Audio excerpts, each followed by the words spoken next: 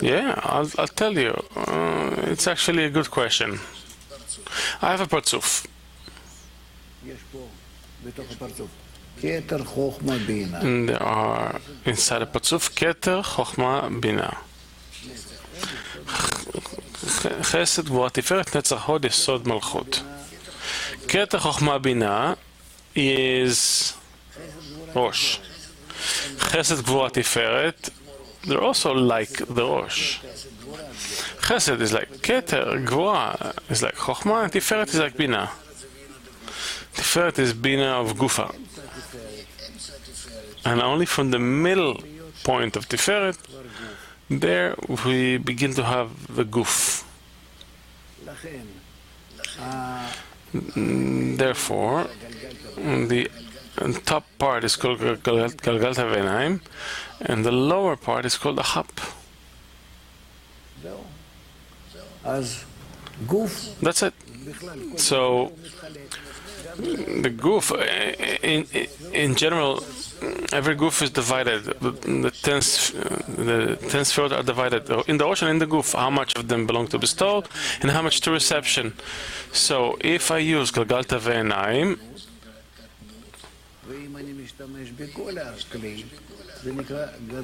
it's called Katnut, and if I use the entire Kli, it's called Gadlut, adulthood. Very simple. But it's only the level of the intensity of the use. But the 10 spheres are there. I'll confuse you a little bit. A little one also has hands and feet and everything, just doesn't know how to use them. If it was according to our intellect, then why does a newborn need hands and feet? Rather, he's born with a mouth. He has to be fed, right? And when you feed it, he grows.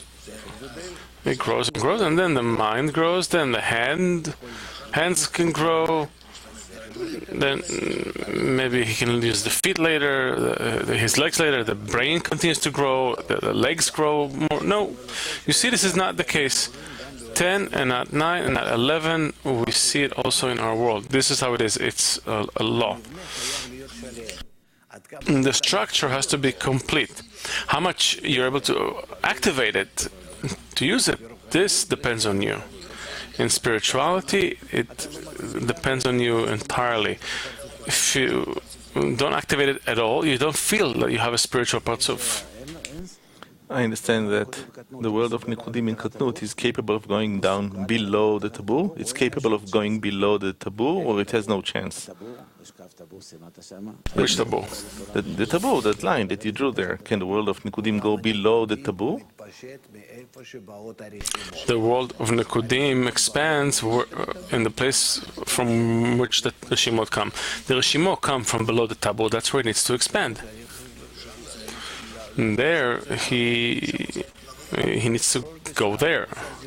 So Rosh of Sag performs a Zivug Da'aka in Nikveh Enaim, and then from Nikveh Enaim, this structure descends,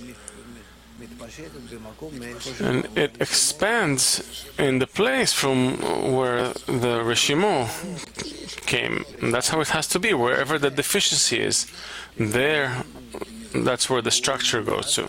Because the structure is born through Zivug Da'aka on those same deficiencies, the Reshimo, that came from below the taboo.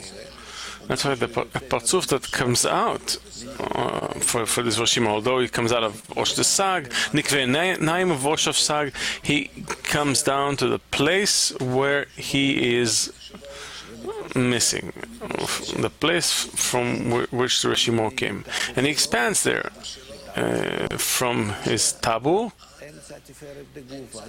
up to the middle of Tiferet of Guf, until the Parsa. And there it stops in the Parsa. It doesn't go below the Parsa, right? It has no chance for it. So it can't go down below that. Because there would be bestowed there. He can't appear there because there it's that place is controlled by Bchina Dalet. You see, Bchina Dalet, we have it here. Bchina Dalet. That's why he is forbidden to be there. But you can say, but why did you draw it in this way, the Achab? I'll tell you. Let's draw them. Let's draw them like this. It's as if they're there. As if the Achab is there. The Achab is empty vessels. I don't want to, when I don't want to perform Zivug Daka and Ikvei Einayim, I don't want to receive in them. I take upon myself the second restriction and I say, I do not fulfill these vessels, and if I don't, I can be there. This is their place. I sitting by the host and I'm saying I will take that from you, half of the course, and the other half I'm not going to get. In spirituality, you can't have half a goof, half a body. There's no such thing. What activates this whole system, the Reshimot?